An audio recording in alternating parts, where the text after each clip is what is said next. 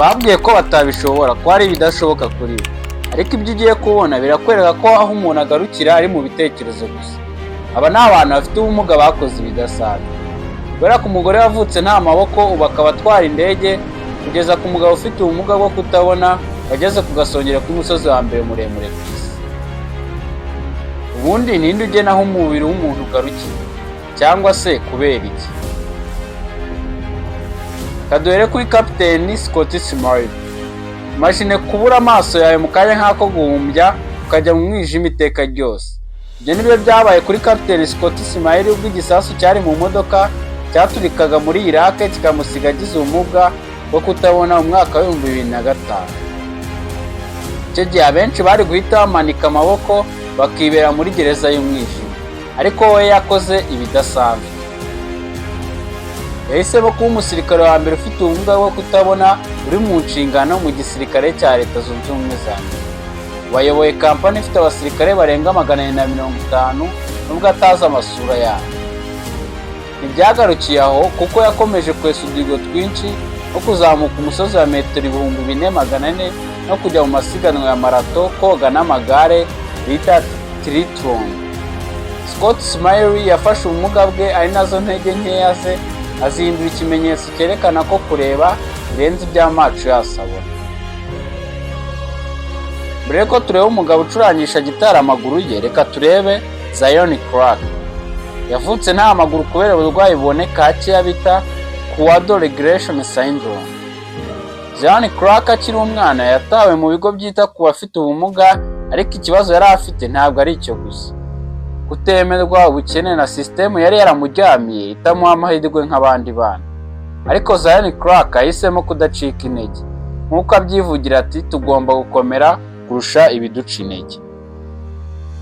Ubwo yahisemo kuba indwanyi mu gukirana, agira n'aba champion atsinze abagabo badafite ikibazo na kimwe cy'ubuzima.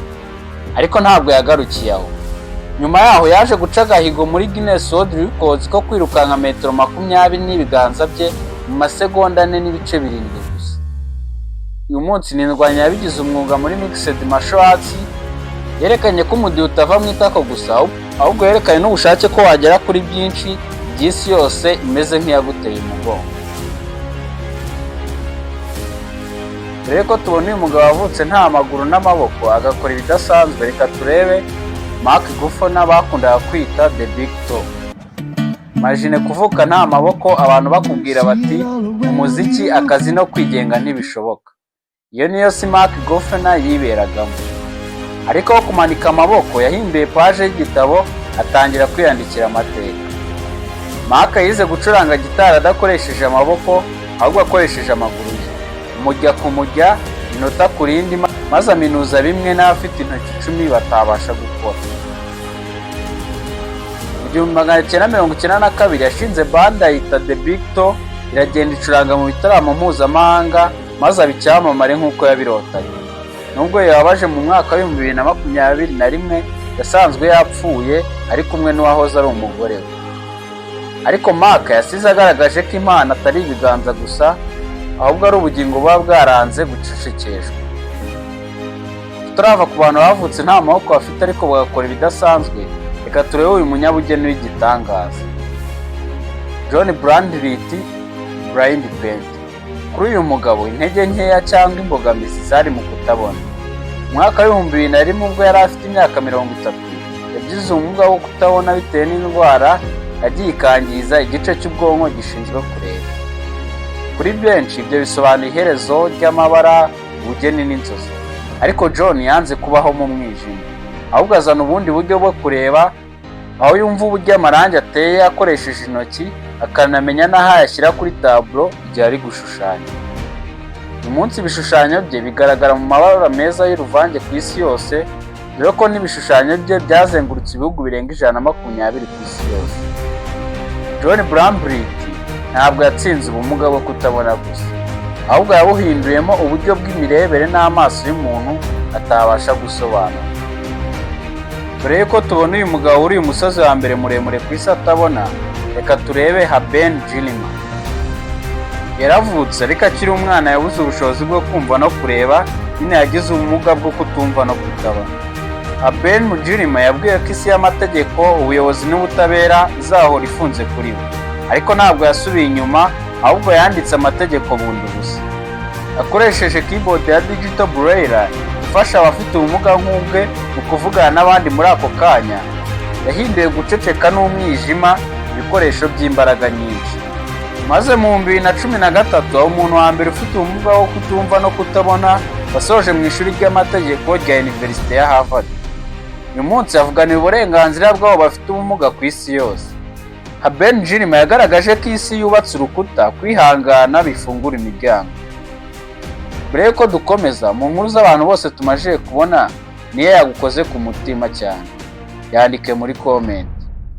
Reka turebe umuntu wa mbere wabonye lisansi yo gutwara indege nta maboko afite. Jessica Cox. Imbogamizi iri mu nkuru ya Jessica Cox ni ukuvuka nta maboko afite. Byongeyeho n'isi yatekerezaga yuko hari ibyo atazageraho, aho gutuza ngo irebe yiyandikira igitabo cy'ibyo ashobora kuzageraho. Yize kwandika, gutayipinga no gucuranga piano akoresheje amaguru ye gusa. Ariko Jessica ntabwo yahagarariye aho. Mu mwaka wa 2008 yabaye umupilote wa mbere mu mateka wemerewe gutwara indege adafite amaboko. Atwara indege neza cyane akoresheje ibirenge bye. Ubutumwa bwe burasobanutse. Ubumuga bwa nyabwo ni ukwizera ko utabishobora. Mbere yuko tubona uyu mugabo ageze ku gasongero k'ibishoboka nta maguru n'amaboko afite, reka turebe Eric Weihenmayer.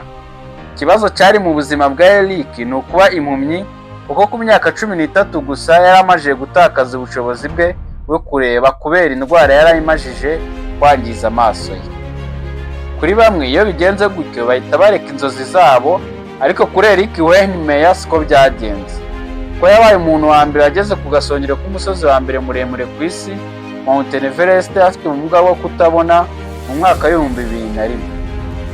Ariko nanone byageze mu mwaka wa 2008 amajije kurira buri musozi wa mbere muremure kuri buri mugabane. Ubundi nk'abazi ibyo kurira batubwire muri comment icyo bisaba ko wakura umusozi usumba Karisimbi. Eric ntabwo yiriye metero 8,848 z'umusozi wa mbere muremure ku isi, ahubwo yarenze aho isi yakekaga ko yagarukiye. Reka dusoreze kuri Nicki Vujicic.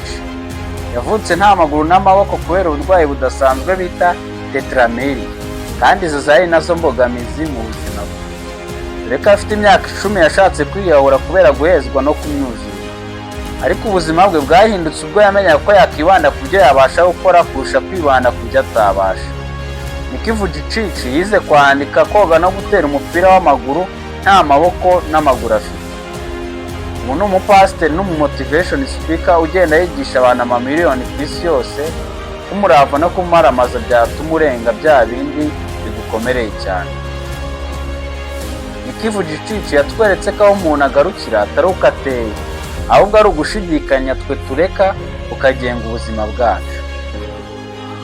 Abo bari abantu bafite ubumuga bakoze ibidasanzwe. Ni video yagushimishije, ndakeka ukoze subscribe utabuhombe, ugakomeza ukabona ibiganiro byiza nk'ibi.